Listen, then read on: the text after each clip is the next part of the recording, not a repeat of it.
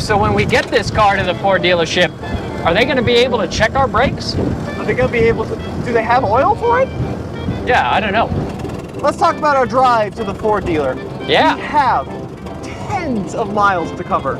Yeah, it's quite the odyssey. We're in Berthoud right here, but where we have to go is Brighton. Like we've said before, this is actually a pretty decent riding car. It looks like it would ride horribly. Yeah, but it's so comfortable because they had to tackle boulders and ditches and streams to get to the store, only to get gonorrhea.